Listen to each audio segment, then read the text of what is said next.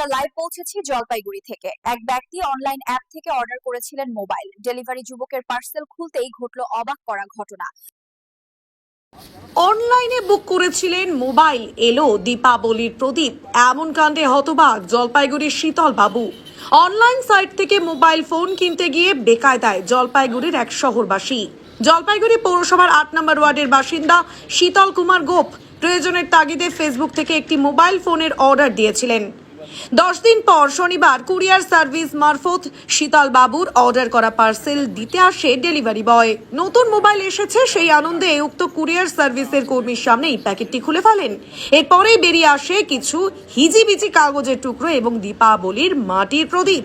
এমন ঘটনায় হাতে মাটির প্রদীপ নিয়ে কার্যত চোখে মুখে অন্ধকার দেখছেন নয়াবস্তির বাসিন্দা শীতল কুমার গোপ।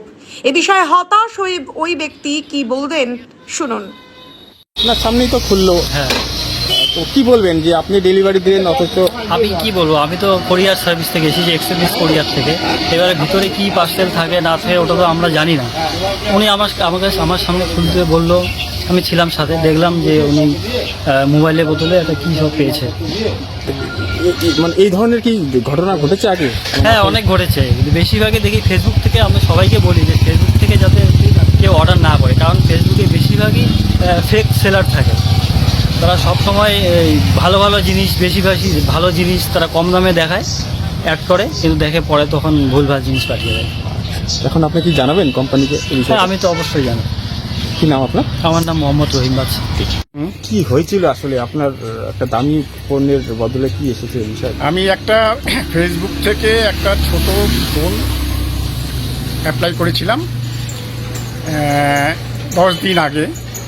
তা আজকে ফোনটা এসেছে এবং ফোনটা আসার পরে আমি যে ডেলিভারি বয় তাকে দিয়ে ফোনটাকে নিলাম, পয়সা দিয়ে দিয়েছি এবং ওনার সামনেই খুললাম। খোলার পর দেখা যাচ্ছে যে এই সব জিনিস বের হয়েছে। কি বের হয়েছে? এই যে প্রদীপ বের হয়েছে আর কয়েকটা কাগজ বের হয়েছে, কিন্তু ফোন নেই। কোনো কোম্পানির? এই ফেসবুক থেকে করেছি। এখন এই আমাকে একটা নাম্বারেও ফোন করেছিল, কিন্তু আমি আবার নাম্বারটা ফোন করেছি, কিন্তু ফোন বলছে যে সুইচ অফ। আচ্ছা, তাহলে এইভাবে যে আপনি প্রতারণা হলেন, তো কি বলবেন? কি বলবো এখন, এইটা আমি ফেসবুক দেখে করেছি, করার পরে তো এরকম ধরনের হলো। এরপর থেকে তো আমি সতর্ক হয়ে গেলাম। আমি আরও জনসাধারণকে বলবো এইভাবে ফেসবুক থেকে যেন এরকমভাবে না করে। কত টাকা অর্ডার করেছিলেন?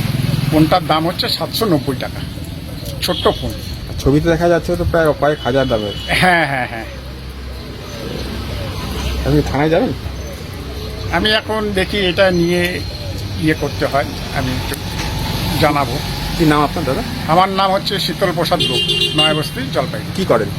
আমি কেবল অপারেটরের ব্যবসা করলাম।